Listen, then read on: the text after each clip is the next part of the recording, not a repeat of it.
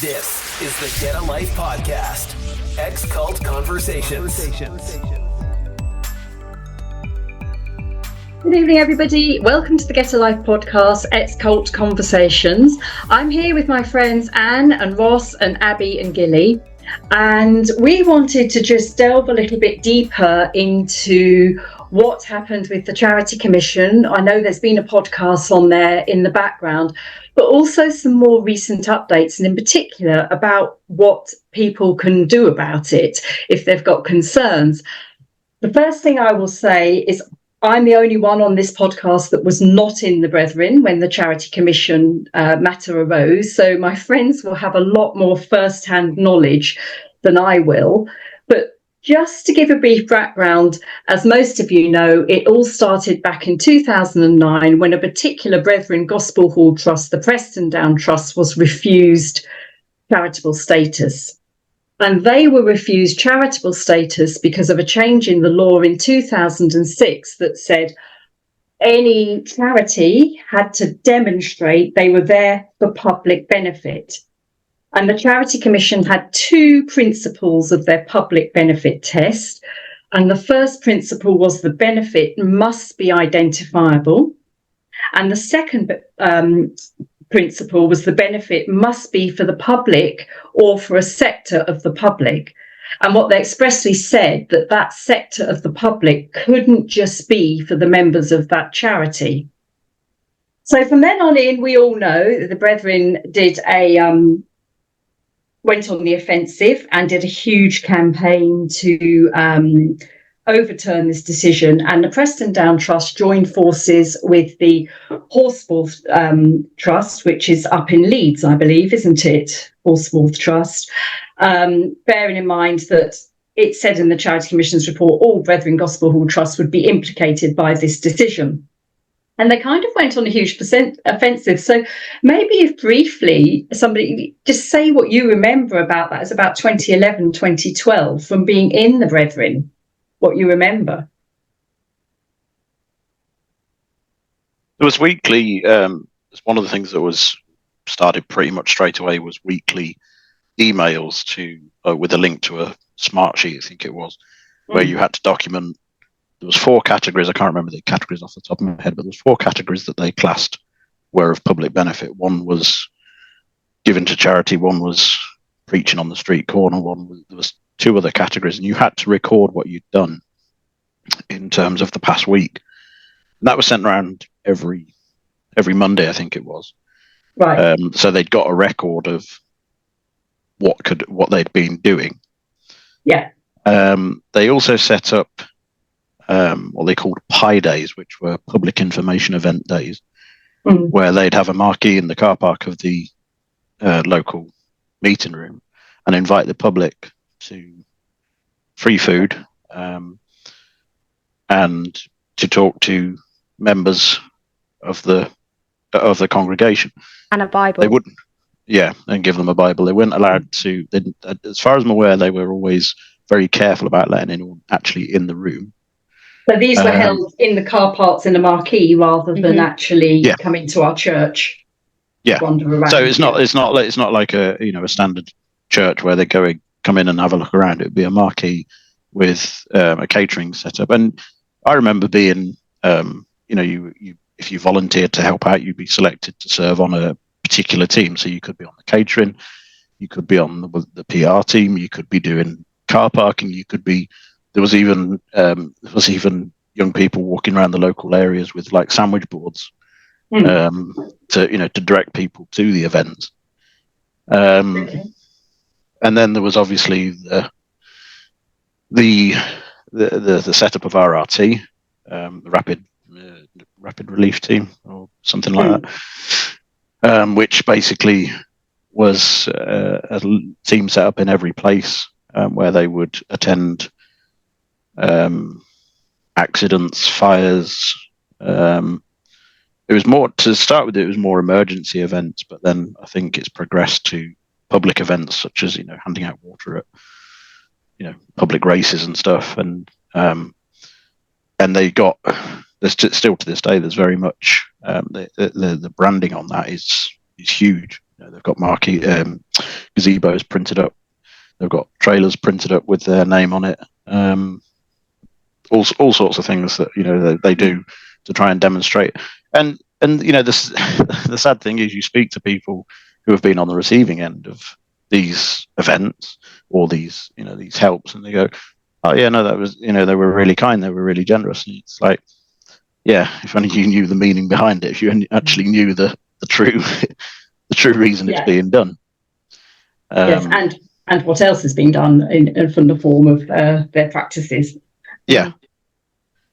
That was certainly one of the big things. But I mean, behind the scenes there was all sorts being done. I can remember it being arranged for everybody to go to a brethren's business premises after their evening meeting to have a presentation about what was being done and what was the update. And there was quotes from read out from various hierarchical people in the PBCC, and one of the quotes I distinctly remember was from the top, and that was about, he said, use the words, "Go for the underbelly." Right. Talking about going for the charity commission where they're vulnerable. Yeah. So that's my memory of it. Obviously, others have left more recently than me, but is that sort of what you, Anne and Ross and Abby, you remember? Yeah, sorry, I did want to mention that before this time, we were forbidden to give to any charity. That's true. I think it's important to point that out. I mean, I remember as a child having to turn away and, put my head the other way as I walked past anybody with a collection box. And even, those little ones you used to see outside Woolworths or whatever, we were never allowed to put even anything in there because we were taught that was joining with the world. But that was the thing that struck me most when the whole charity commission thing came along, was how all that just turned around in an instant, and we were collecting for the British Heart Foundation, and people were at the traffic lights with buckets, as in brethren, and thankfully I didn't have to do it, but you'd see women with their flowing hair and skirts flapping in the wind collecting money for whatever charity, and yet for I don't know how many decades we had never been allowed to give in any way, and suddenly it was so obvious. It was so obvious to me that it was just all a publicity stunt, and it was honestly one of the further things that made me realise how wrong the system was. Yeah, and even the interaction of just having to do with people outside of the PBCC. Yeah, for years that had been frowned upon. All of a sudden, you were interacting with them. I can remember, it's just come back to me actually. One memory I volunteered for the RRT at one point, and I can remember we were attending a fire in a big scrapyard in Birmingham, and so we were there portraying this very generous image of giving people refreshments. But then we were instructed, well, not me personally, but some of the team were instructed to go to the local Tesco's and speak to the manager and see if they would donate the refreshments. So here we are saying, oh yeah, we're giving you this food free, but actually the other hand, we're trying to wangle it for free from the local supermarket. Yeah, of course. Yeah, and another thing I remember is going back about the street preaching. We used to hand out tracts or pamphlets, and prior to this matter coming out, if you as a passerby had received one, you wouldn't have a clue who it came from. But when all this charity commission stuff started, we were instructed to stamp on the back with the local church trust details, so that people advertise. Advertise. Yeah. So what year would this have been approximately from your memory? Roughly. From my memory, it was more 2011 to when I left in 2013. But I wasn't aware that it actually started back in 2009, to be honest. Yeah. When you read through the full report, it was actually 2009 they called into question, and there was a lot of toing and froing between the trust lawyers and the Charity Commission lawyers. But that would kind of make sense, because the Charity Commission were left with they had to make the decision to refuse charitable status, and I think it was the back end of 2012, because they appealed it in June 2012. In order for it to go to a First Tier Tribunal for it to be debated. And what's interesting, their reasons for it, and I'm reading this from their report about the whole business. It said the Commission was not satisfied that access to religious services was sufficiently open to the public, and thought that the religious doctrines and practices of the PBCC limited the engagement of Preston Down Trust with the community beyond the brethren themselves, and had a limited beneficial impact on the wider community. So that was their reasons for turning it down. They go on to say the Commission was also generally aware of allegations with regard to detriment and harm, which might mitigate against any public benefit, but at that point had no direct evidence of it. So that wasn't taken into their decision. What happened next for me, who was outside the Brethren's point of view, was amongst the ex-Brethren circles, a lot of us submitted statements about the way we were treated, and the Commission went on to collect, if you like, the detriment and harm. And why this was relevant, it's not actually, and I'm sounding devil's advocate and actually saying this, it's not actually unreasonable that, although we know it's hypocritical, that the Brethren should change their practices in order to be seen to be charitable. From a regulatory point of view, that is acceptable, because that is the Charity Commission saying, look, if you want to keep your status, you're going to have to do more. And if they do more, that's okay. So although we all think it's very hypocritical, from a law and a regulatory point of view, that is okay. But then what came to light was the huge amount of harm and detriment they've done to people, which we all know about. And there is in law where it says, even if a charity is there for public benefit, if the harm and the detriment outweighs that public benefit, then they can't be a charity. So in a sense, the Charity Commission's decision changed, if you see what I mean. Because they then had to consider the way the Brethren were, and not just what they did for public benefit.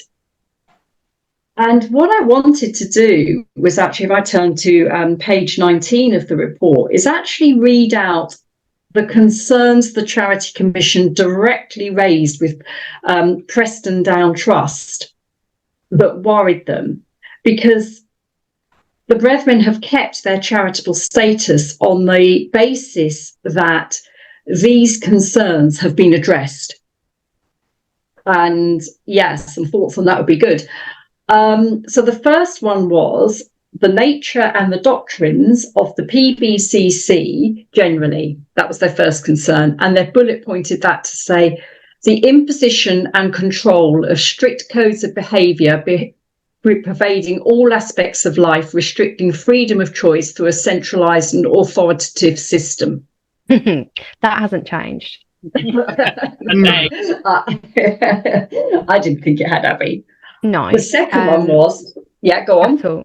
No, it's like they are getting more and more and more strict as time goes on. Yeah, it's a sort of letting go of certain things to show an outward thing, isn't there? But inside, they're getting stricter, aren't they?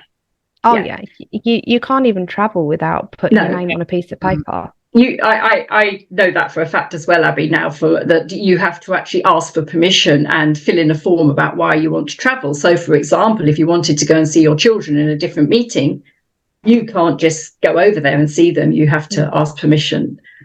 Both ends. So you have to ask priests at your end and priests at their end. At the other end. And I understand if you want to move house, that couldn't be done without being sanctioned. And you can only what do they call it? Sorry, Russ. So you can only move to a certain area as well. You're not free to move exactly where you want to. Relocation commission. That's it. Yeah. And then, I mean, we could go on at great length about this because we've seen it in our families, haven't we? The ones that are in there, how controlled their lives are and how little choice they have. I remember being told by my dad when I left that being born in the Brethren, you don't have a choice. Those were his words. Yeah. You know, you do. Full stop. You do not have a choice. Yeah. And as I say, as we read these out, and there are a few of them, the idea was, as I say, that the faith in practice document that the trusts adopted is mitigating against all this. The second one is the nature and impact of disciplinary practices. And then the bullet points are variations in the practice of disciplinary action of an arbitrary nature subject to the judgment of the leaders in the assembly. Harsh disciplinary action taken in relation to often minor deviation or transgression. Physical separation of family members during the disciplinary processes with family members living separate lives with little or no contact, often leading to permanent divisions in families. Detrimental impact on health and well-being of those subject to discipline and their family members, and lack of support and isolation from friends within the Brethren community. These were the Charity Commission's concern between 2012 and 2014. They are all absolutely valid concerns. Yeah. Still current. Yeah, I was going to say, have they changed? Yeah.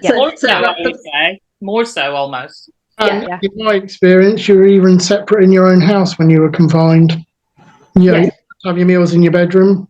You couldn't run of the house while your parents were there. So they mention that in the detail of the report, Ross, how if a family member was confined, they had an independent expert actually look at the practice of the Brethren, Dr. Eileen Barker, who is a knowledgeable professor in such things to do with sort of totalitarian groups.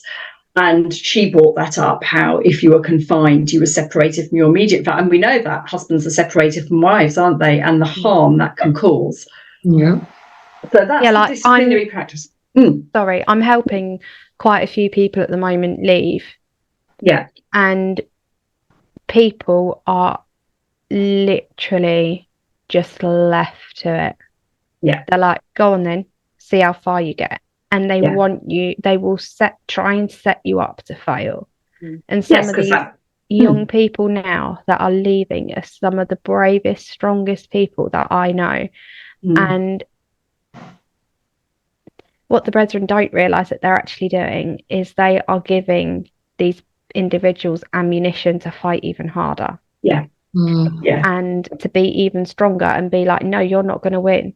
You've had enough control over my life. This is where it ends. Yeah. And you know, even family members are just like, you've made your decision.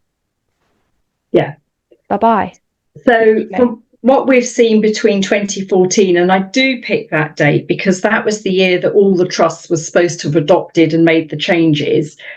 So arguably before that, they would say, oh, that's before we've changed. No.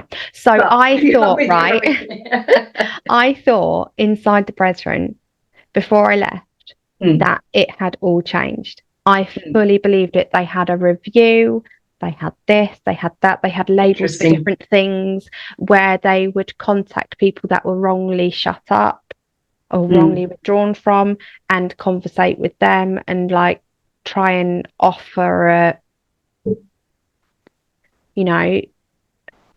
some kind of mediation to try and like lessen the wound of what they did. I was on the receiving end of that. Were you? My husband. Oh yeah, we had a little visit, an apology. Yeah. Yes. Yeah. Sorry, go on, Abby. No, go on, Ross. No, I was just going to say what you were saying before about young people leaving at the moment and, basically being left to get on with it. I know this is probably jumping on a bit, but that is actually mentioned in the deed of variation anyway, that all help should be given. Yeah, it is, because you're absolutely right, Ross, because what we're kind of going through now is the bits that they were concerned about, and then what's in the deed of variation is absolutely that. If someone wants to leave, they'll help and support them. Yeah, sorry, I was jumping ahead. But No, go. It's fine. That's not a problem. Not a problem at all. But you're right. They're supposed to have addressed these concerns and sorted them out effectively. So that was disciplinary practices. And then the next bit was the impact and doctrines. The impact of the doctrines and practices on those who leave the PBCC. So this was the Charity Commission's concern. The exclusory effect on family life and relationships when members leave as a result of complete severing of ties. Yes. Well, I can talk from very, very recent experience of someone that's very close to me who was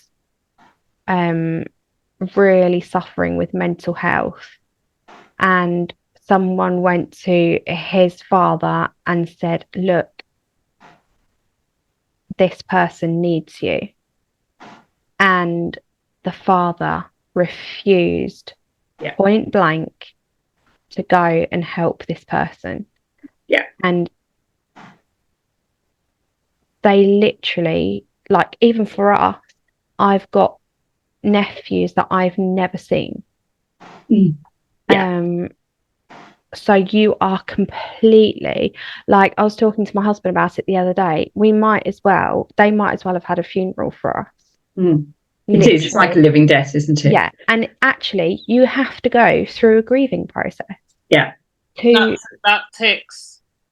It's actually harder to grieve for those who are alive. Oh, it is. It's I believe for me that'll never stop. That. No. I mean, on that score of that first sentence, Anne, I was going to say, when did you last hear from your children? Early 2018. Yeah. Very brief conversation just to tell my eldest that I was going to New Zealand. Yeah. So that leads into the next point that the Charity Commission was concerned about. And it said, where contact is made, this is infrequent and the quality of any contact and relationship is impoverished. And I mean, I experienced that with my brother, and I think we'd all say that, wouldn't we? And I think to point out there as well, it's always us who are out that have to initiate contact. Yeah. They never do. Yeah. So yeah, I did. I hadn't had any reply from my dad the last few months, because he does always reply to my emails. They're very brief. We're well. He has started to put love, Dad and Mum, which is good. But he hadn't replied since I sent the Father's Day. So I actually sent him a message just the other day, and surprisingly, he did reply. At their age, I'm not sure if they're aware of what they should and shouldn't be doing.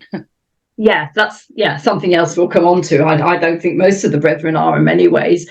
The next point, and this is something you touched on, Abby, absence of assistance and support to those who leave, including vulnerable children and young people. Well, you've given first-hand evidence that still is the case. 100%. Yeah. The next point they were concerned about, those who leave are ostracised and consequently treated differently from other members of the public.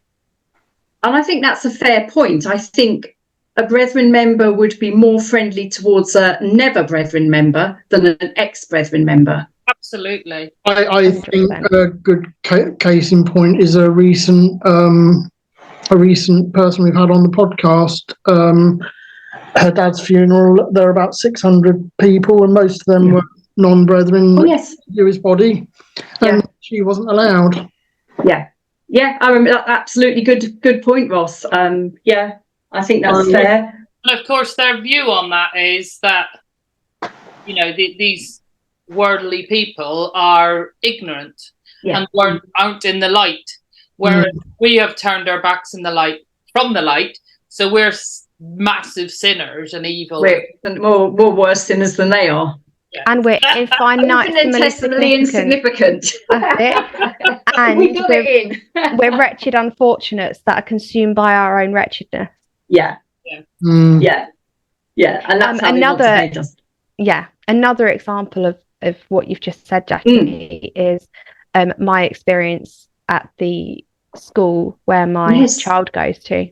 Yes. So there are mums there. I actually find it quite humorous, to be honest. So just to clarify, this isn't a Brethren school at this stage. This is a mainstream school. It's a state school. Yeah. And a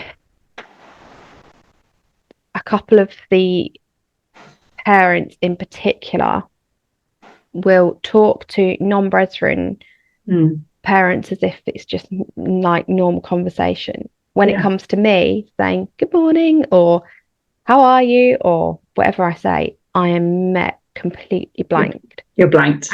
Absolutely blanked. Yeah. And it's at first it really hurt. Yeah.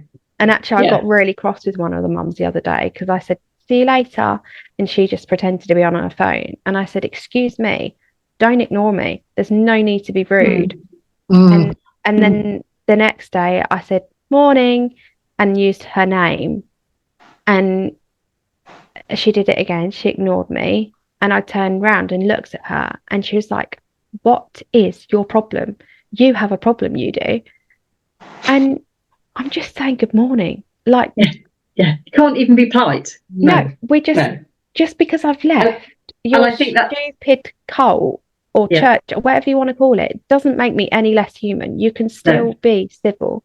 Like, you're meant to be the most Christians in the whole world. You're God's chosen ones. And yet when people choose to go on a different Christian path, because I'm still a Christian, I still go to church. When people choose to go on a different Christian path, you're now wretched, unfortunate. Consumes you, and you're scum. Honestly, the way they look at me is like I'm just a piece of shit on the bottom of their shoe. I think that absolutely sums it up, and that's a really simple little thing, but I think that absolutely sums up how we've seen and felt them treat ex-Brethren members. I remember because my two did still go to the Brethren school after and I used to go to I used to love actually going to the parents' evening until they insisted with the teachers that I had a different time, because I would sit there, my trousers and hair. Anyway, but there was one particular time where the teachers, what they witnessed, all of them came to me afterwards and said they couldn't believe it had happened. And it was when they were introducing the self-learning thing, and there was an actual meeting about it in the assembly hall, and I went there early to make sure I sat sort of in the middle of a row, and literally all the parents came in and sat away from me, behind me. My brother didn't even sit next to me, so I was left in the middle of this row on my own. Not one of them spoke to me. And afterwards, like I say, the head and two of the teachers came to me and said they were absolutely disgusted about how I was treated in that meeting. I think teachers are really beginning to realise what that it's happening. About. Like, so many teachers are leaving, so many teachers are speaking out, and there's not enough teachers for the kids. It's a good job they have got self-directed learning in Zoom, because otherwise the kids are the Lord providing for them by giving them. On that point, I remember when lockdown started, they were like, we've had some of the biggest private schools in the world approach one school because we've got SDL sorted. I remember saying that. And they gloated about it. Anyway, that's just a by the way. But they were doing nothing new. They perhaps would just have done it before. It was nothing new. No. Nothing at all. The next point, I think, would you say a simple yes to loss of social network and social isolation. That was the next concern. I think that happens to all of us when we leave initially, doesn't it? And it's tough. They were also concerned about impact on finances where persons have been dependent on the Brethren for employment and mortgage. I'm sure we can all cite cases where people have lost their jobs and income overnight. Yeah, you were in that situation, weren't you, Ross? Sorry, Abby. No, it's okay. Yeah, I'm in that situation now. Yeah. Where I'm potentially going to lose everything. Yeah. Yeah, and they knew when I left that I couldn't work. So, you know. Yeah. So we know that still happens, even because the reason I'm going through these is because then I want to look at what they've said they'll do to mitigate, and we can say, well, are they doing it from our experience? Which, I think a lot of it, also the employment factor is something that is stopping hundreds of brethren not to leave, because like their wage levels are just, they're unrealistic for what they're worth on the completely employment market. There wouldn't be a newly married person who works in sales that is on less than between 60 and 80 grand. And it is a big I mean, the fact of the matter is, the bottom line there to me, and this is what I always say to somebody that's trying to leave, we all know what happens to your work when you leave the brethren, but actually your work and your faith are two totally separate things, and one should not impact on the other. But it's very hard for somebody when they're inside to realise that. I mean, you had that, didn't you, Gilly?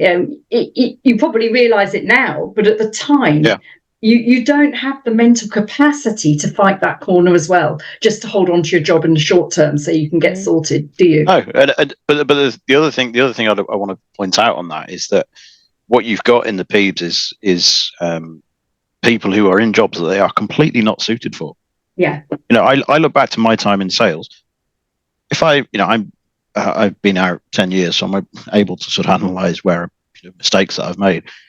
I wasn't ever really a salesperson, but I was shoehorned into that job, and therefore when I left, that's what I continued to look for, and then wondered why I failed at those jobs, or got made redundant or whatever. Because I was working for a company that could, being part of the PBs gave them extraordinary buying power. So most places I could go in and just sell on price, if nothing else. And I think that's one of the things that really frustrates me is seeing people who leave want to go for the job they've been used to, when in actual fact they're probably not actually not suited to it. And therefore struggle to find their place in society because they're expecting for that job to work out. And lack of qualifications, because you don't get qualifications inside. That was one of their concerns later on. You're absolutely right, Abby. The next one on this list was loss of inheritance, where relatives remain and leave their property to the brethren, which is encouraged. That was one of their concerns. I've seen it. Sorry. No, I was just going to say, I know for a fact my grandparents had 4 children. Two were in, 2 were out, and when they passed away, the will was split between the 2 that were in. Okay, they didn't have a huge amount to give, but the 2 that were out didn't get a penny. No. And they weren't. I mean, slightly aside, but they weren't even told that they'd passed away until after the funeral, and that was on the advice of the elders. That happened to my gran on my paternal side. Basically, I had a brother that was out, and she was counselled to leave it to us grandkids, so the brother couldn't get his hands on any of it. And again, he wasn't told about it. He had to find out about it himself. Siblings do have a right to contest a will, but there's a very short time frame, and I'm not actually sure what it is. They don't have years to contest it. So if your parents pass away and you get nothing and your siblings do, you can contest it and probably be successful, but it's quite expensive and there's a short time frame. So plus the fact, what I've heard is actually a lot of the time inheritance may be left to the Grace Trust or something like that, and in which case none of the siblings get it because it's all left to the brethren. But I don't know. It is. I've got, so before we left, because myself and my husband were travelling on business. we were sent wills because we were told we shouldn't have been travelling. So obviously something bad was going to happen. So we were sent draft wills to fill out. And everything, like, for example, I direct that my burial should be under full control in every detail of the brethren with whom I take the Lord's Supper at the meeting room. Yeah, I've heard this happens. I appoint blah de blah and blah de blah to be guardians of my children during minority, and I direct that my children shall continue to be brought up among the brethren according to the Christian principles held among them.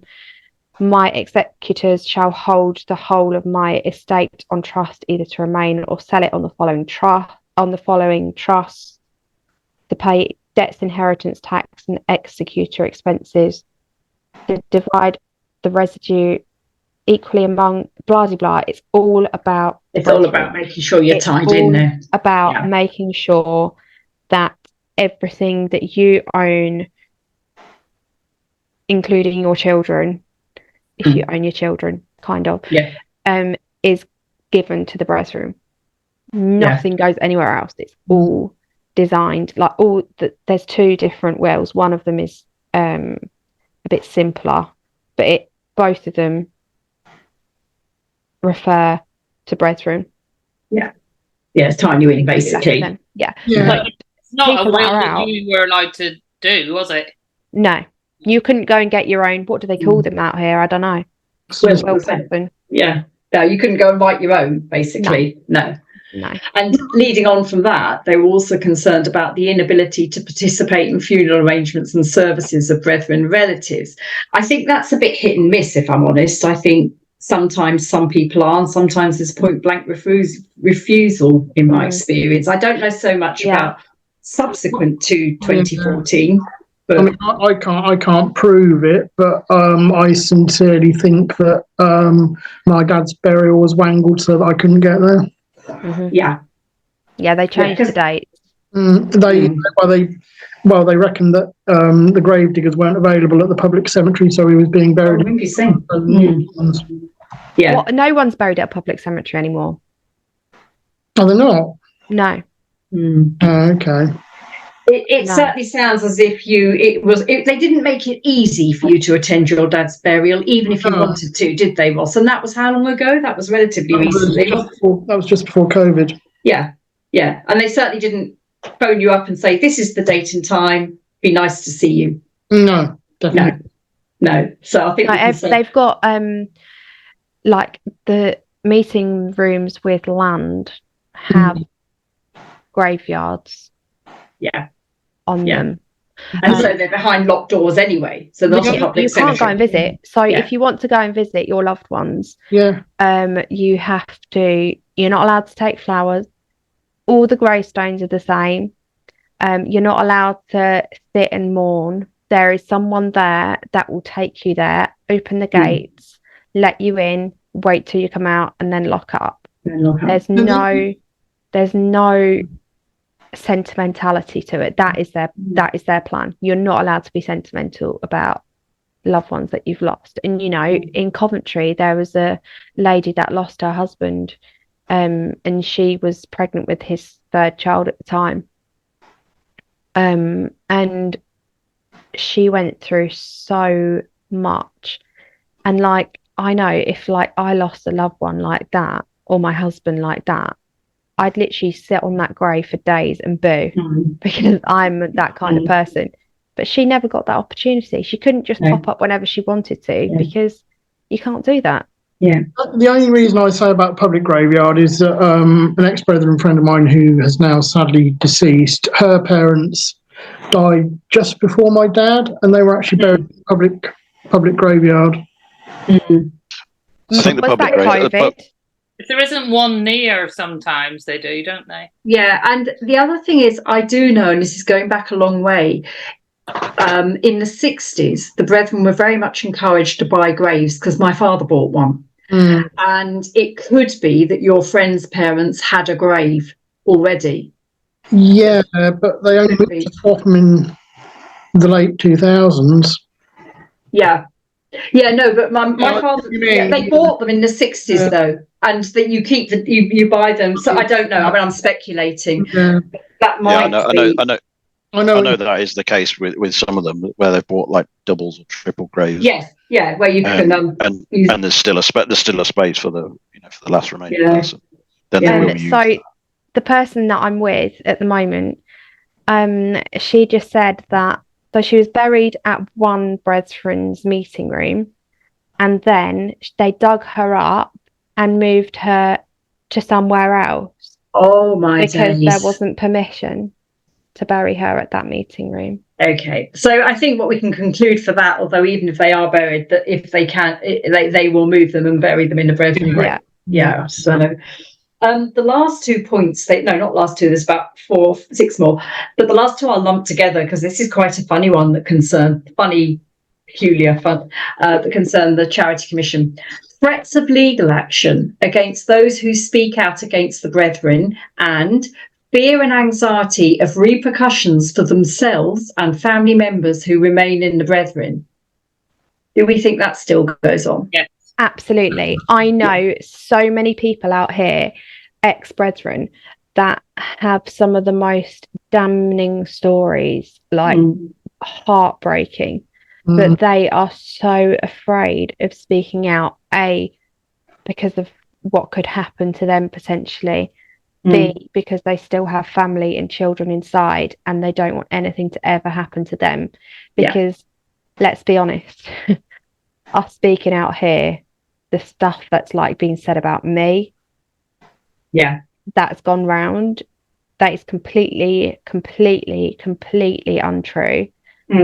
Like if I had children in there, I probably wouldn't have spoken out, because the fear of what would have happened to those children, the bullying at the schools, it is just the most horrendous bullying you can, that in my opinion exists. So and I agree, Abby, and I actually think, I'm afraid the law profession have to be a little bit accountable here, because I know of 2 in great detail totally unnecessary cases that were taken out to try and silence an ex-member, and the cases didn't have a leg to stand on, but the stress and the fear it induced, it almost worked. But that's their plan, that's their aim. I thought long and hard before I came on here. I know you did, Ross. You were very really, and me. I remember when I first spoke out in Sunday Times, Jackie, you remember? Yes, I do, back in 2015, And my ex-brother-in-law phoned me up and said, oh, you'll lose anything that you have with your kids. I haven't got anything. There's these little breadcrumbs that they give you to try and keep you quiet. Absolutely. They think that, saying hello maybe to your child once a year is enough for you to keep quiet. No. That's not a relationship. I have the same thing with my brother who has told me that he won't speak to me or doesn't want to speak to me because I'm so against the Brethren. But my comment back to that was, that would be okay if we had a fantastic relationship for the 25 years. I said absolutely nothing, which I did say nothing for 25 years, but we didn't. Nothing changed. You've just got an excuse to say it now. So it's This is why I finally came on, because I hadn't spoken out for 9-10 years. It's really empowering to be able to tell your story, what happened to you, with no bullshit from the peeps. Nothing, no interjections, no. Like, I remember when I was telling my story inside, and they were like, but you have made mistakes before, haven't you, Abby? So maybe there's a mistake in your... No, my memory is like, the trauma in my memory is so ingrained that I don't have anything about what I went through wrong. Thank you very frigging much. Who went through it? Me or you? No, me. Don't try and question. So it's really empowering to be able to come onto a platform like this and actually tell your story. Definitely. I don't have any fear. But there's a strength in numbers, isn't there? There's a strength in numbers, and between there's been over 60 podcasts now. And there's a strength in the more people that speak out, the weaker their position to deny everything that goes on. And it's definitely rattling them. Oh boy, I hope so. I think the fact that it's women that started it, no disrespect to you, Gillian, but I think the fact that it is women that started it, that they actually don't know what to do. I think you're right, Anne. Yeah. I think there's probably, it's, Now, the last bit they were concerned about, this is the last little bit, and this doesn't even touch on the most serious issue because I don't think it was even known about then. The impact of the doctrines and practices on children within the PBCC. The first bullet point is limitation on educational activities for children, e.g. limitations on the use of technology and censorship of materials within Brethren schools. So I probably am the only one on here that went to Brethren school, right? I did. You did? All right. You're not that old. Sorry, Gilly. You're not that much younger. Oh, come on. So I went to... I'm the most recent leaver on here then. Yeah. Put it that way. My children went as well. Yeah. Good point. Yeah. And I distinctly remember books like Resistance by Owen Shears. There is a relationship between one of the main female characters and one of the German soldiers, I think, from memory. This is like nearly 10 years ago now, so if my memory's wrong, sorry. And when they had sexual intercourse, that bit was either cut out or it had an edited version stuck over the top of it. Yeah. And me being a stupid teenager, I would hold it up to the light and try and read through it. Like, what actually happened here, guys? Because I know something did. Yeah. I mean, I think, I'm sure it still goes on. And no, because then when the Charity Commission's stuff hit, there was no censored books. Right. But then it went back. Like before. It go back definitely, because my mum, she was an English teacher, and she was the people that was approved to read them. You could read all the naughty books to say they were naughty. What a job! It was brilliant. Respect to your mum, Ross. Yeah. There was somewhere, and it was mostly the women that were assigned to watch films and things to see if they were, suitable. And would advise what bits should be cut out, and yet they got watching them, Yeah. So the next point they made, which I think we'd all agree, well, in my opinion, is the same: limited on social interaction with non-Brethren children within and outside the school environment. Well, those poor Brethren kids from the age of 7, who do they mix with? No one apart from Brethren ever. Yeah. So they go to. Even from under 7, actually. So there's children in my son's class, and he's in preschool going into reception, and there are birthday invites sent out for the whole class, and they don't get them. They never go. Yeah, well, that's and how it was. The parents in the class have kind of cottoned onto it, and they're like, why waste an invite? Yeah. But then they're like, oh no, he must be kind. Yeah. But I mean, the Brethren. Sorry, Anne. Sorry? Do they still go home for their lunch? No, they are segregated in a different corner. Okay, so they sit separately. I mean, I think from year 2 upwards in preschool at the moment, there's one child that stays for lunch, and the mum is pretty chilled out, and she just lets the kid sit where. So when they're at school between preschool and up to the age of I think it's first year junior, isn't it? This 7 years old, they go to a Brethren school. It would probably be very similar to how it was when I was at school, and I went to a mainstream school, but I could not partake in anything. But I did have interaction with people at school, so I could talk to the other pupils there. You can talk to them, but you wouldn't. That's only at school.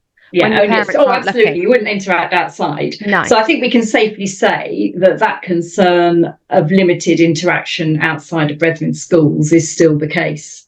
The other thing I'll lump these two together. The last 2 points they're concerned about with children: the inability to attend university as the lifestyle conflicts with brethren principles and practices, and limited career opportunities due to restrictions on education and for girls who are expected to marry and have children. That's another concern of theirs that they put in the report. Well, what else Anything are girls changed? expected to do other than that? In there, Yeah. like you have in Australia, because obviously I went to the Sydney school, their curriculum for girls are even more tailored than they are over here. Yeah. So they would have dolls that would like cry and stuff, and you'd take them home, and the doll that cried the least and had all its needs met, you'd get a score. Yeah, so they're grooming them for motherhood. Absolutely.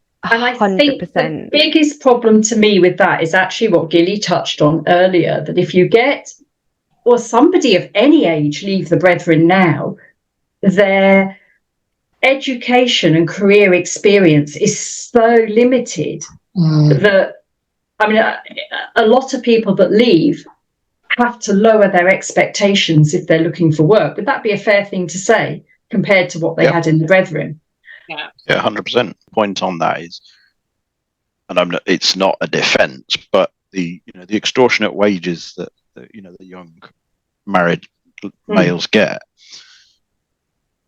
is to substitute because the wives at home. Yeah. So you mentioned like Abby mentioned the figure of 60, 80 grand. That's actually the equivalent of a couple earning 30 grand each, which isn't unrealistic. But you get that into your brain that you are going to get a job that's pays you 60 grand. Yeah, which I don't have anything against, like the traditional roles exactly. Of that's what's the man goes to work, the woman stays at home. But you've got to think, like, there's only one female proper business owner that I know in the whole of the Brethren system, and that's called Zemba, and her business employs married or unmarried sisters to do admin work for like random companies. And she married Owen Holder, who lost his whole family in a really tragic, awful car accident back in 2000. It was in Argentina, wasn't it? That's right. It's a long time ago. Yeah, it's ages ago. So she set up this business, and she's the only female entrepreneur that I know in the whole of it's generally not encouraged, is it? No. It's not. But that's not my own business. You did? Yeah, you did. But in a sense, that's because I was a bit dissatisfied, and they thought it would help my mental health. Oh, that you were allowed to do it. I didn't. I part employed. I did have part time young sisters working for me, but my uncle supplied me with premises. I mean, in a sense, something like that. But it's more. I think what they were is because your sphere of knowledge, worldly wise knowledge, is so limited in the work field because your employment opportunities, as Gilly said, you're shoehorned into a role that may not be suited to you. I mean, what would happen if you really wanted to be a nurse?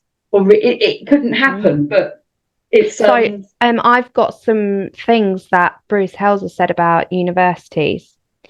He said that there are persons that have gone to university as Christians and come out as infidels because of the power of a wrong mind and a faulty mind. University education narrows you. So that's why we can say to people, we don't need to go to university because we want to retain a broad outlook. We don't want to be narrowed up like you are. We want to be broad. Brethren in the main left universities 40 years ago, and he said that in 2007. So the Brethren have moved forward. It's really a fellowship to go to university full time, enrolled there. That's another fellowship. That's the way I see it. So if I want to be in this fellowship, I can't be in that fellowship. Learned people that have been to university and they've come up under certain professors, and these professors have had a great influence on them, even moulded their thinking. It could have changed them from thinking a Christian way. And then he says the idea of going to a university, it would be leading into the place of a skull, which is a scriptural reference. You can come. But basically, they don't approve of university. Not at all. No, which we know. And I'll come on to what they told the Charity Commission they do about higher education in a moment. So having looked at all those areas they were particularly concerned about and had evidence of, I'll précis what they said. They put them all to the Preston Down Trust, and the Preston Down Trust, they indicated that some of the allegations were of a historic nature, but they did acknowledge that past mistakes in relation to its disciplinary practices. So this would be about 2013.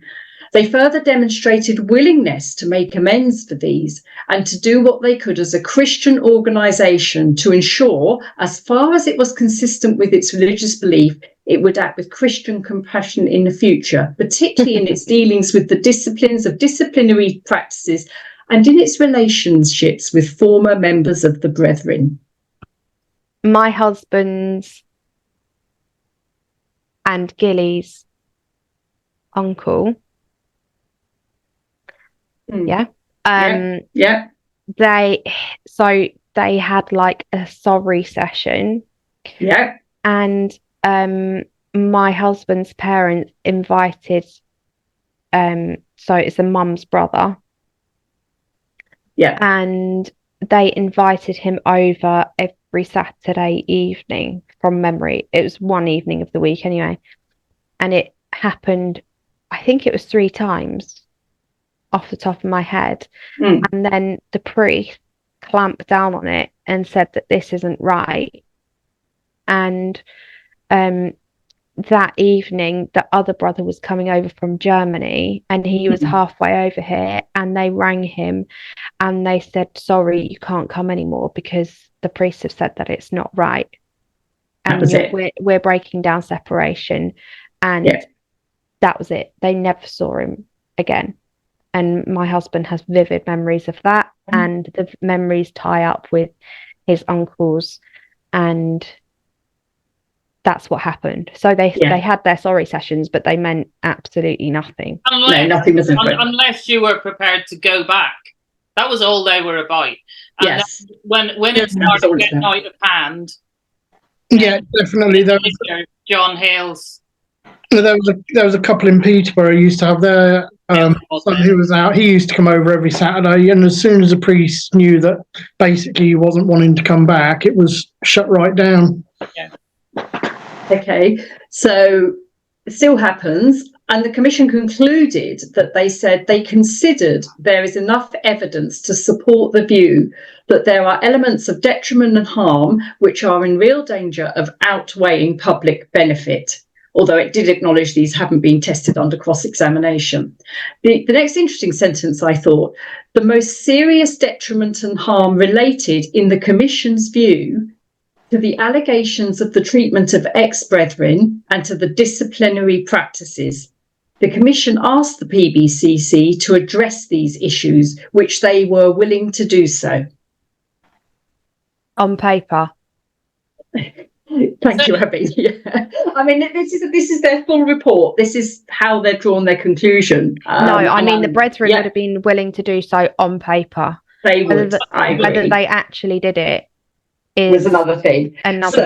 What they've done is they've turned it round and tried to say it's the individual's choice. They have. How can we overcome that? Because we know that it's not the individual's choice. Right. I only have to read that message of my youngest Oscar's text to somebody who's now out, who was in at the time, where he says, I love her and I know she loves me. I didn't want to leave her, but it was torn because she was against Bruce Hales. Yeah.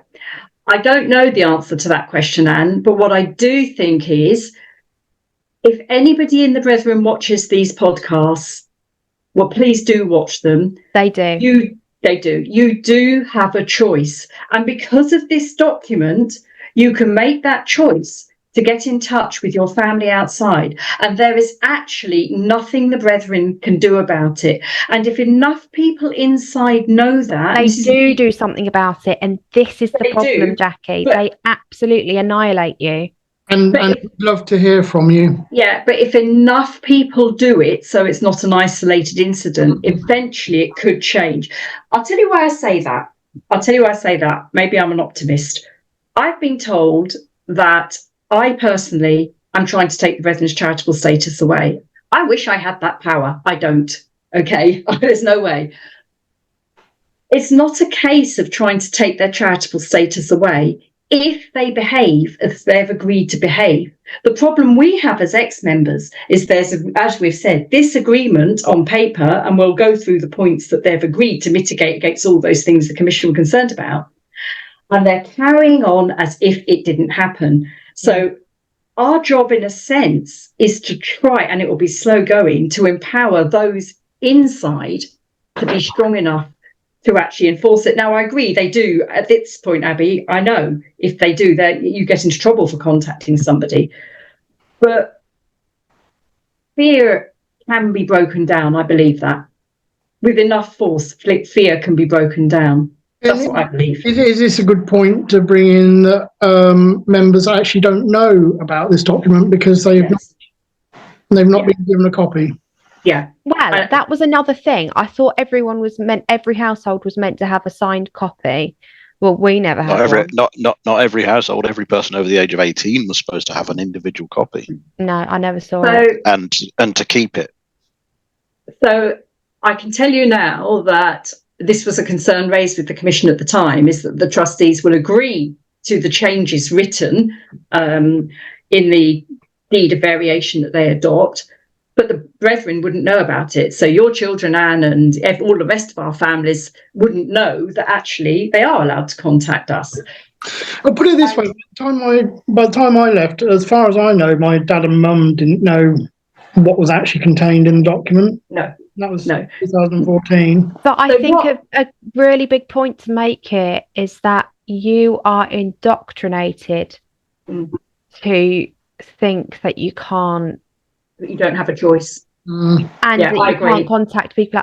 And it's not just a document that's going to undo that indoctrination, because it's put into your heart, it's put into your mind, it's put into your soul that these people that are left are evil and they're against God and they're against Bruce Hales and they're against Christ.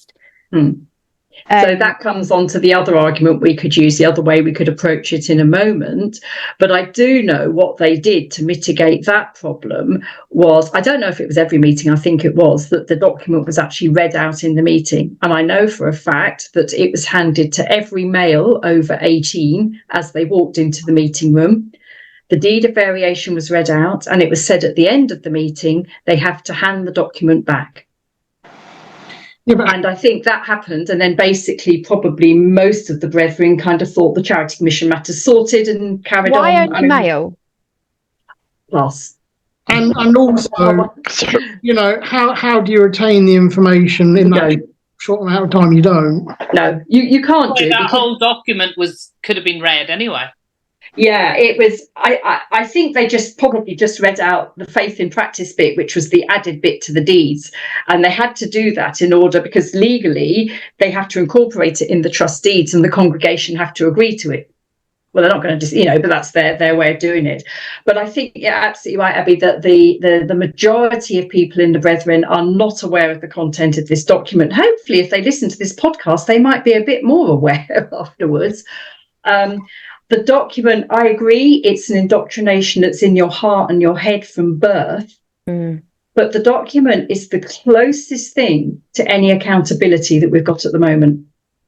really. Yeah. Do you think there needs to be like a review with the charity commissions? Is that Yes. something the Charities Commission would actually entertain? Do you think Yes. they'd? I mean, because we're more than 10 years down the line now. Yeah. Like, look at the amount of sexual abuse cases that have come out since then. Look at the amount of domestic abuse cases that have come out since then.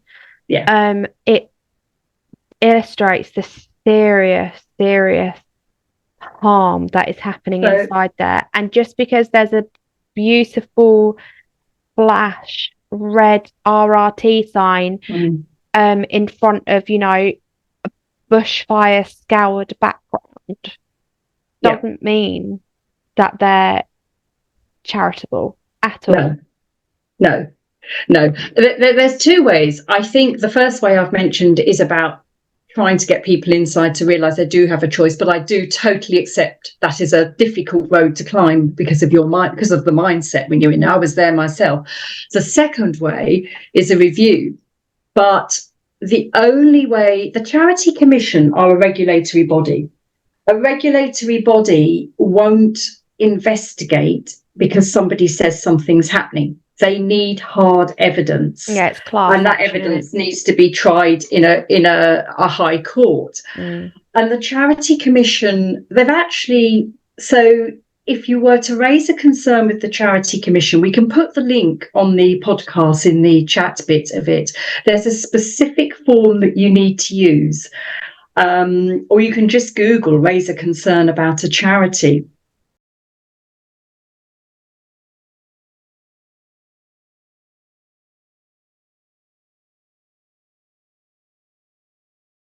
And there's instructions on the sorts of things they will investigate. And I will just read them out. There's only 6 or 7 of them, because we can then sort of perhaps realise where we think how the brethren behave comes. So the first one is a charity not following the law with serious damaging consequences to its reputation and public trust in charities generally. I think it'd be fair to say they're not doing illegal things in the Charity Commission's eyes. But they will separate themselves from that. How do we get over that? Because they'll say that those cases, they don't agree with that. So how, they'll say that's nothing to do with us. But what underlying all that, and we talked about this with Jeremy, underlying it is that the PBCC are producing people that are so badly damaged in lots of ways that they are doing bad things. But how do we... It's so difficult. It is very difficult. The category I think most of what we talk about would come into for something they would investigate is serious harm to the people the charity helps or other people who come in contact with the charity through its work. And I think that kind of encompasses... But what you'd have to do, it would need to be... It can't be one person sending in lots of stories. It has to be everybody motivated to send in what has happened to them. And it's also quite hard when you report something like this because it cannot be emotive. It has to be, this is what happened. Yeah, this is what happened to me, despite them saying, if you mentioned, Abby, that you know of some recent leavers that have been given absolutely no help at all. So the facts are, here is this person or people, whoever they might be, who were left with barely the shirt they were wearing on their back. Yeah. And yet you have agreed to financially help and support anyone who chooses to leave. So that's the kind of factual. The other slight problem with reporting, you can't report the PBCC because the Plymouth Brethren Christian Church is not a registered charity. It's a business. It's a limited company. Says it all, doesn't it? It does, really. So you have to actually report the individual Gospel Hall trust that person came from. So, for example, you came from Coventry, Abbey, and I came from Luton, and Anne was from, Warren Point. it would have to be people reporting each individual trust that would then help the Charity Commission to realise, actually, these all come under the same church, but you have to report each individual trust. Now, that in itself is quite a minefield, because it would be easy to say, I came from the meeting of Luton, therefore it's the Luton Gospel Hall Trust. It isn't. They have obscure names. The most bizarre names. Yeah. I mean, what even is Preston Down? I couldn't even tell you what that was. Oh, it's a town in Devon. I mean, but it's nothing. Yeah. So you have to, get the. But trust. They've made it that way. Come on. I suspect they probably have. Yes. In Peterborough, we had the Welland Trust and the Cavendish Trust. Well, Yeah. So and every trust is publicly listed on the Charity Commission website. So you could go on to the trust of the meeting you came from. The trustees are there and the contact details are there.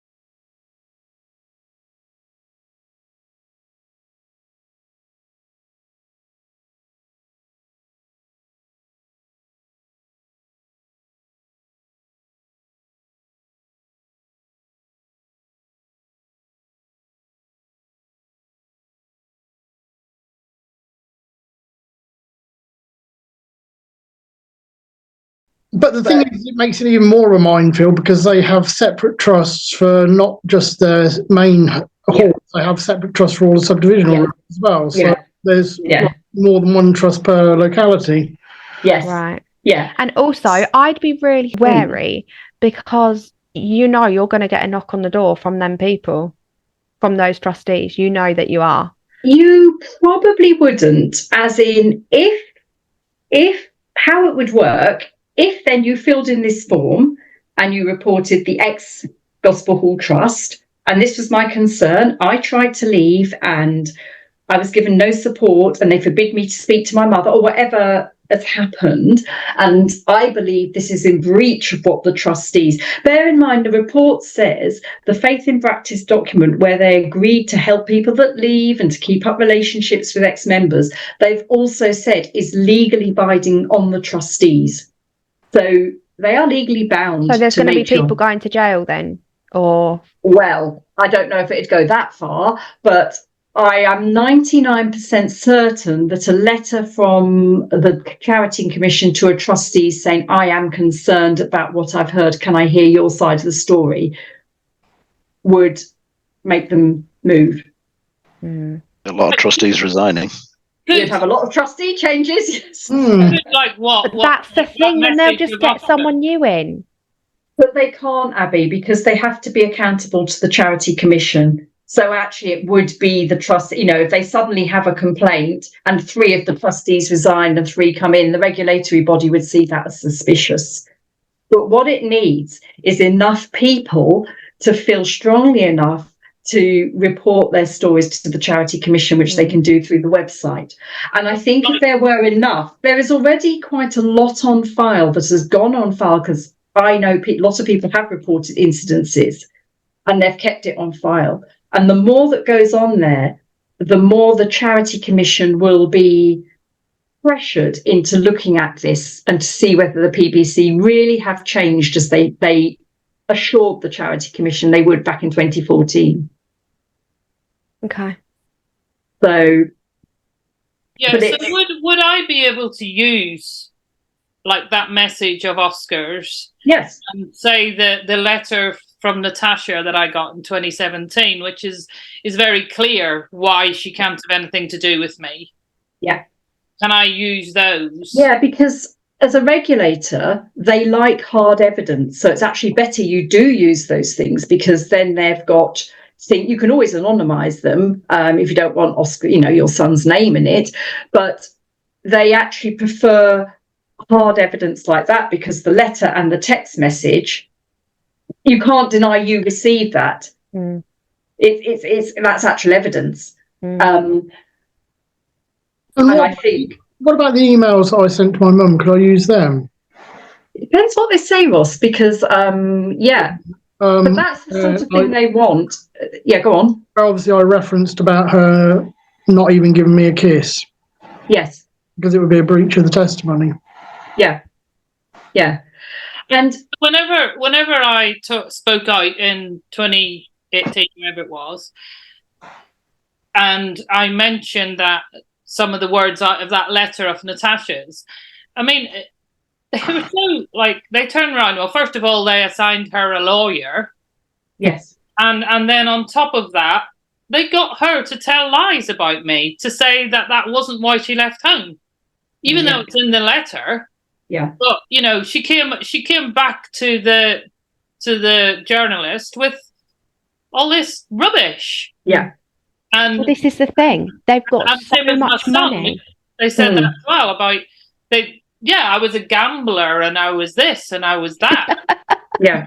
I wish I knew I was a gambler. I might have some money. Yeah.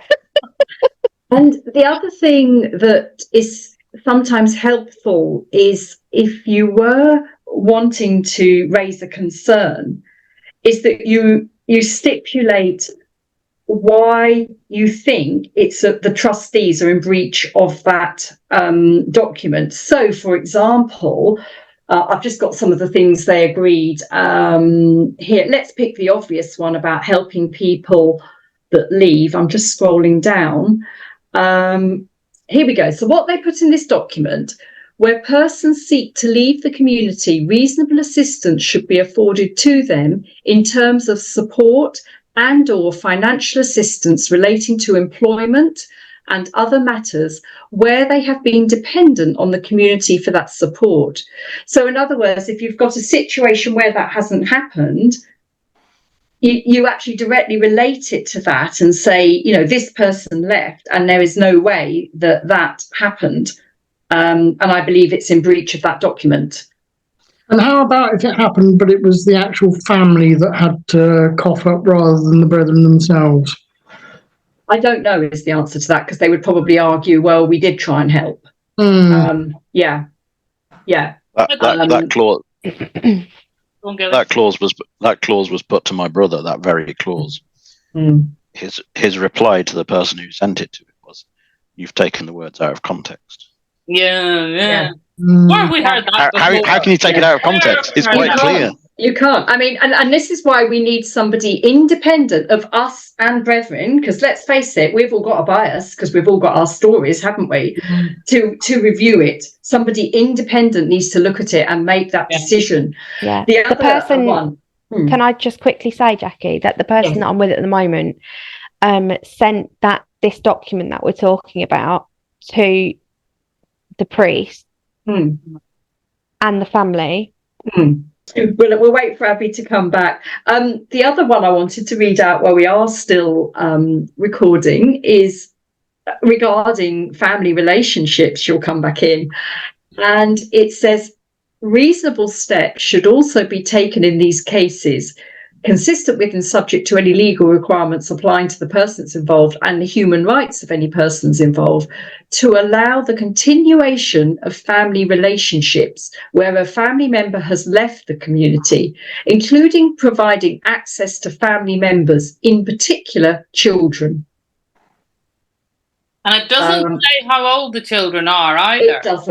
It doesn't. Now, as somebody said earlier, the caveat they've put in is that all of these things are each brethren member's individual choice. And I'm paraphrasing now because I can't find the paragraph. And they make that choice based on their knowledge of the scriptures and the recent ministries.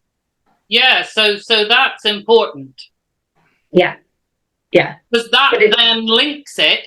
They are making a choice based on. Yeah. They are not making a choice. No, they're not. They're all linking to a system. Yeah, they're not making a choice of their own free will. It is based on something else. Yeah. And I think in approaching, like in doing anything like this towards the Charity Commission, I think it's important, like as you say, Jackie, that it's not about taking away their charitable status. No. What we want, and what the brethren can't seem to realise, those at the top can't seem to realise, is if they'd only let us live and be with those we love. Yeah. That we're not asking more than that. No, totally. I really, really need my mum at the moment. And have got her. Yeah. Totally, Ross. And this is what, the brethren have got some, in a lot of people's opinion, some funny rules and regulations. But actually, they're quite entitled to have those. We live in a world where we have religious freedom. If they choose not to eat and drink with anybody, I can live with that. Yeah. But it doesn't bother me not to have a cup of tea with my family. But to have them not speak to you and to have them cut you out, that's not right.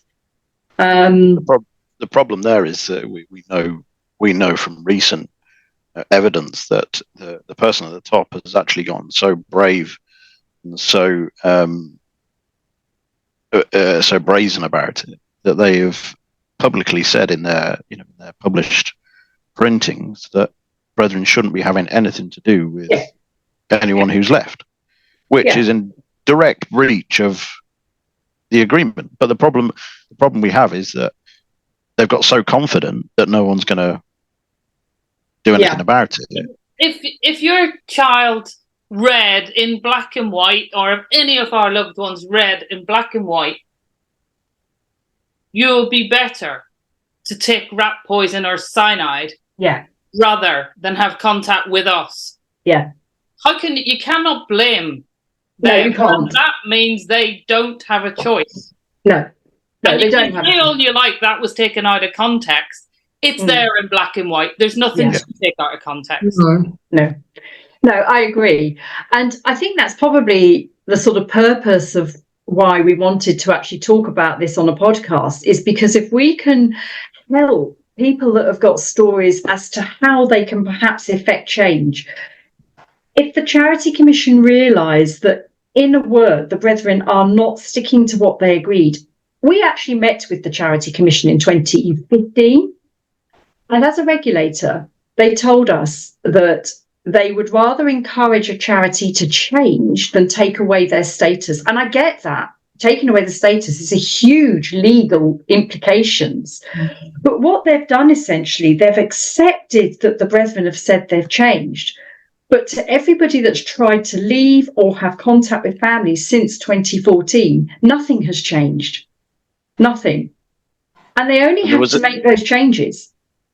Yeah, and there was even an MP who was in favour, who was against the Commission's ruling at the time, that said to the Charity Commission, you've allowed yourselves to be paid out. Yeah. Because of how much money the Peebs were throwing at it. Yeah. And the Charity Commission, if you look at it from their point of view, they're a regulatory body. Yes. They don't have unlimited resources to fight something like that. No, and when you look at the millions that were thrown at it. Yeah. They're also a publicly funded body. They're funded by the government. And in the report, when it talks about it not going to court and why they made this agreement, they said they took into account that they have to be careful about how they spend public money. And a high court would have cost the public a lot of money. They've only got a certain budget for the year and they can't be seen to spend it all on one particular charity, can they? No. Because they would have to actually do that. Mm. Yeah. Because look at the money that the brethren can put into it.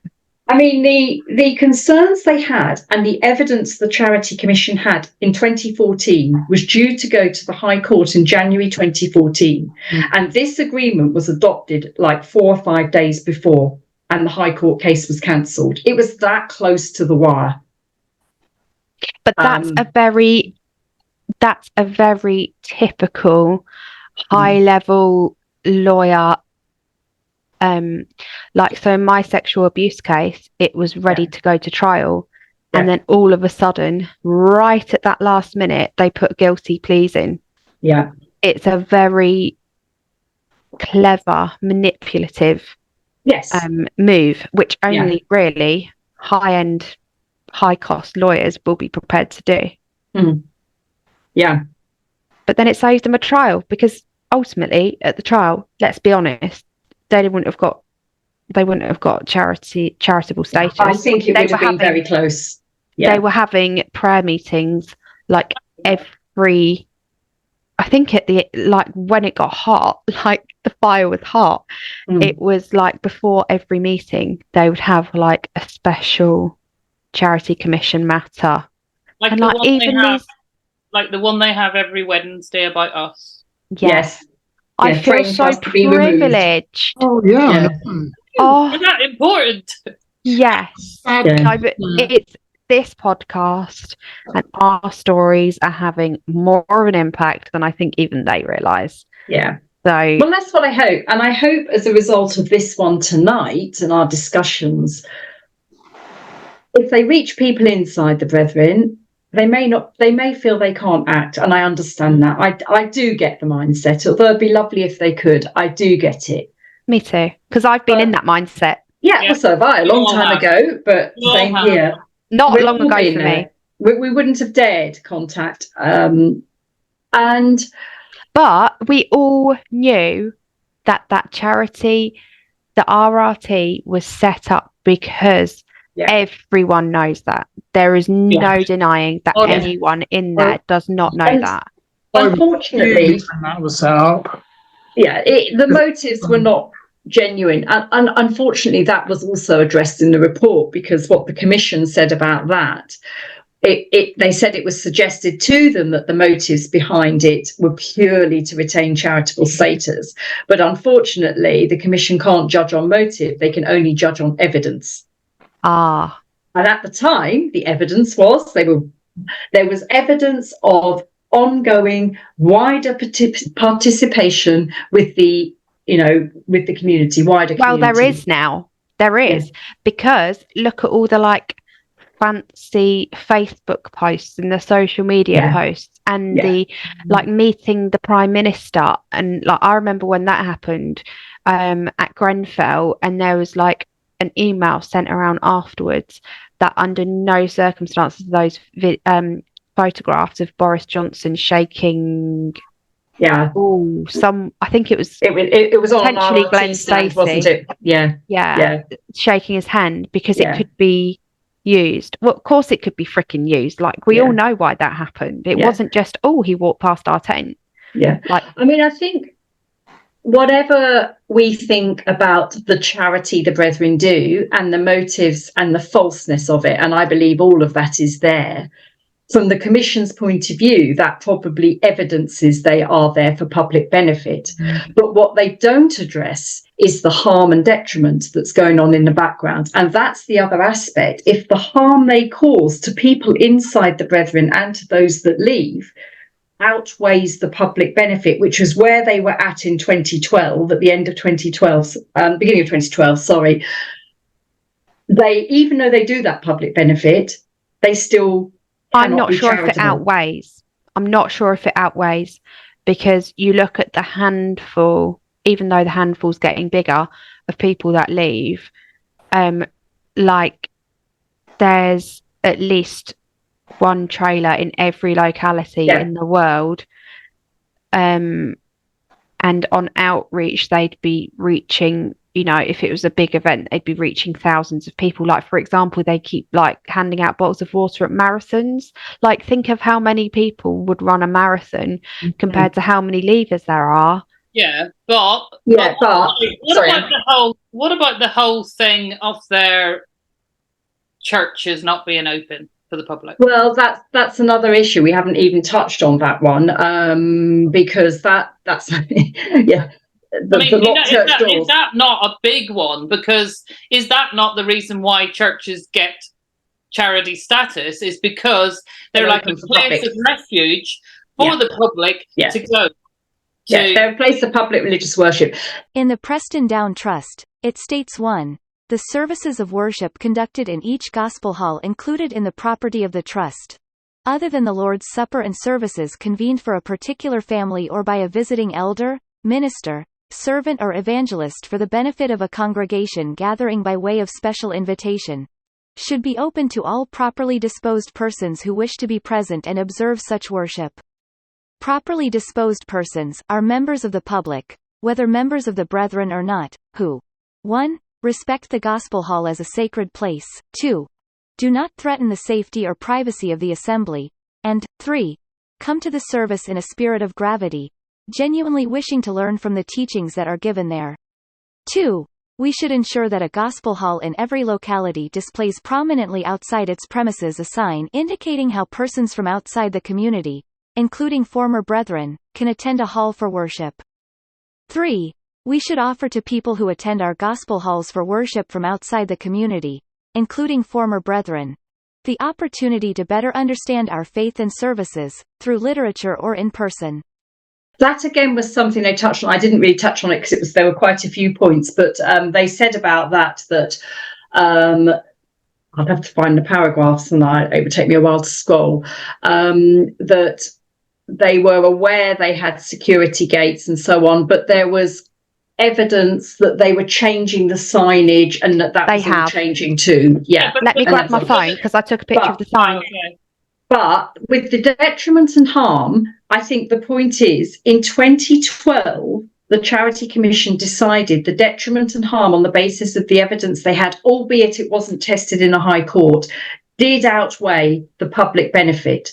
Therefore, the brethren had to change. Yes. Have the But they brethren haven't changed. So, in my opinion, I think that's already there. It's already, yes. They've already proven that it outweighs. Yes. Well, they in their opinion, they said it outweighed the public benefit because of all these things that are happening. They were a closed community and so on, but it didn't go to High Court to be tried under oath and all that sort of thing because they obviously agreed a settlement. And that was the Commission's decision then. Yeah, and that was after the RRT, was it? It would be about the time it was being set up.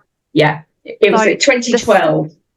The sign says Plymouth Brethren Christian Church in great big writing, and then it's got the website address and a phone number. It says place of public religion. Yeah. I can't help laughing at it, like what bullshit. Registered pursuant to place of worship, blah blah act thing. For details of gospel preachings and meetings for Bible teaching, please contact the above number, which is an 0208 number. So for this particular place, it's not a local number. London, isn't it? Yeah. And then a gospel preaching for visitors to attend will be held on Sundays, and street preachings are held on weekdays. So the only day you're allowed to go, technically, that we knew as brethren, is we may have people come to the 5 o'clock. Right. And then underneath it says all, and this is what angers me. Yeah. You have to be all well-disposed persons are welcome to attend. Now, the church that I'm so privileged to go to now, there's people with tattoos, there's people with caps on back to front. Like, no one gives a shit what you are wearing. Yeah. We are there to hear about Jesus. That's an open church. And that's, I thought, that's why you get charity. And I know this is going off on a tangent, but not only are their church not places of public worship, their graveyards aren't public either, whereas normal graveyard, even in a church, is a public place. Yeah. So out of interest, I looked up today, actually, because I was thinking about this, what a well-disposed person was. And the dictionary definition, we want to be totally pedantic. If you're a well-disposed person, it means having a positive, sympathetic, or friendly attitude towards someone or something. Wow. Yes. And that's what it means. So as long as we go in with a positive, friendly, and attitude, I found the paragraph which I will read out just before we finish, where they've said about the churches, Anne, because it is an interesting point. I'll précis it a little bit.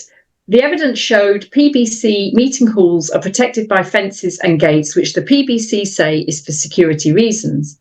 The signage outside the PBCC meeting halls identifies some public places of worship and provides contact details. It was noted the PBCC are in the process of changing their signage to provide more information. There is evidence that people spoken to by PBC members to assess whether they are genuinely well-disposed members of the public before entry to the meeting halls is permitted. All services are open to non-members except Holy Communion services, which are restricted to PBCC members. Not true. So There you go. That's what.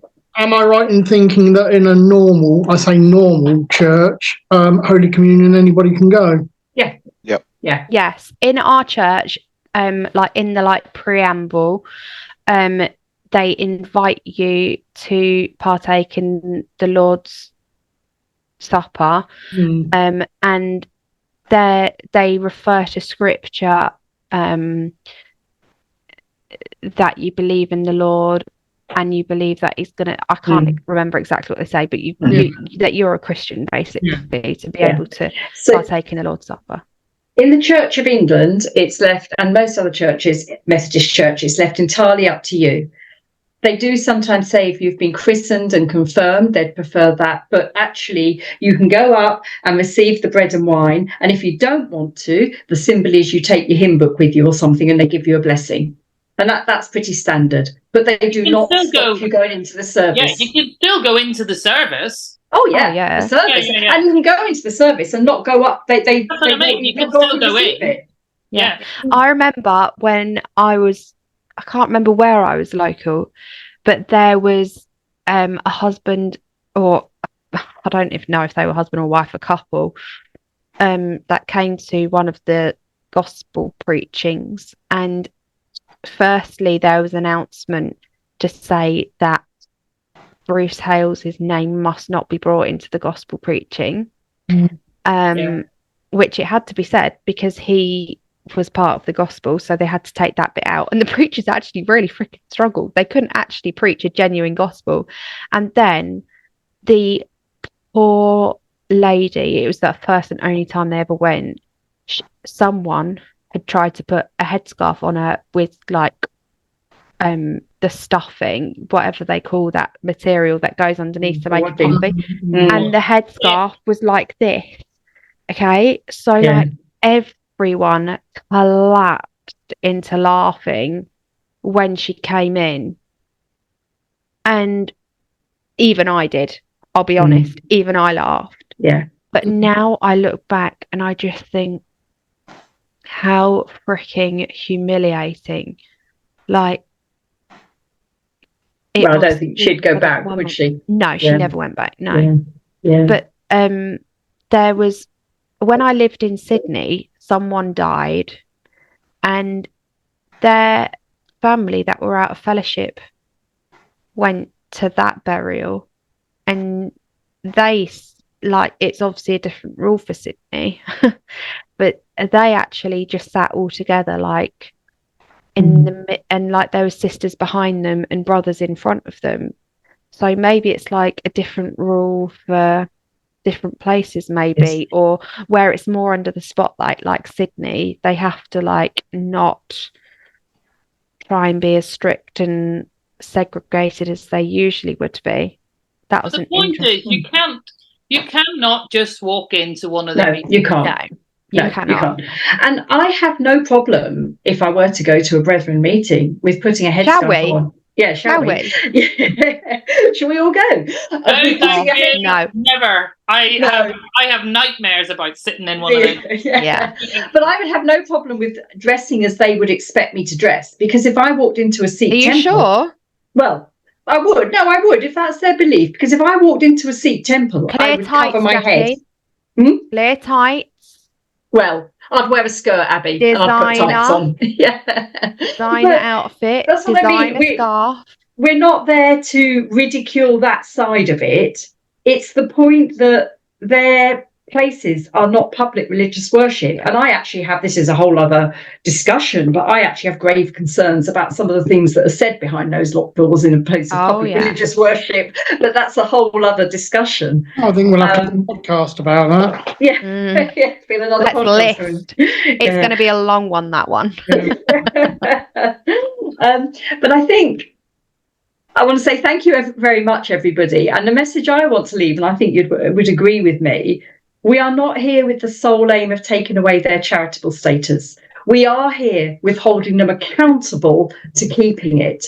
And we can't do that, but the Charity Commission can. But the Charity Commission only can if they've got the evidence that they are not keeping to the behaviour they agreed with the Charity Commission. So what we'll do is we'll put the link to the form that you can fill, raising a concern, and then people can make their own decisions and do what they feel comfortable with. I don't know if anyone else wants to add anything to that. I would. I'd just like to say that we are being called the attackers, the opposers, the people that are trying to do this and that and the other. And I'll finish with my spiel with this quote. Accountability feels like an attack when you're not ready to acknowledge how your behaviour harms others. So they think we're attacking them. No, actually, you're just not prepared to accept accountability for what you've done to us. They could just come and talk to us. Yeah. No, that's really that's good, Abby, and it is true. Yeah, but we're still the same people that we were. Well, we're still the same people we were when we were in there. As in, we're just normal people. Yeah. Well, I mean, they're not normal. They're not normal in there. But, yeah. You know what I mean. We're human. We're human. Well, I think we could say. I think that's absolutely right, Abby. It feels like an attack because they're not prepared to square up to what's happening, and that's the bottom line. So it feels like an attack, but in fact, it isn't an attack. It's effectively to try and stop the harm that we all see going on through trying to help people leave and from the stories we hear and from our own hurt. And it's not just us who's hurting. No. Those in there that are hurting too. And in fact, I've said this before, I think it's harder for those inside. Yes. They haven't got freedom. Yeah. They've got to carry that with them every day. Yeah. And would love to contact their mums, Anne, but they daren't. They can't. Yeah. Yeah.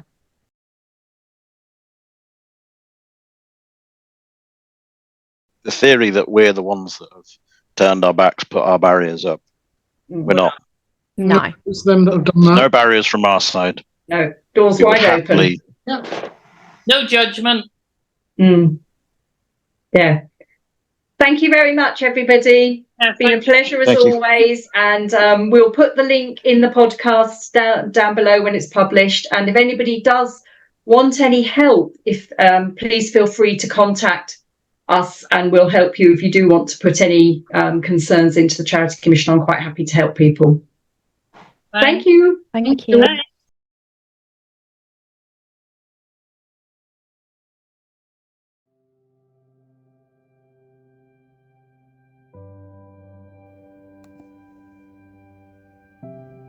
If you are in a high-demand religious group and need help, please go to oliveleaf.network. To share your story or be a guest on the show, email info.getalife@proton.me.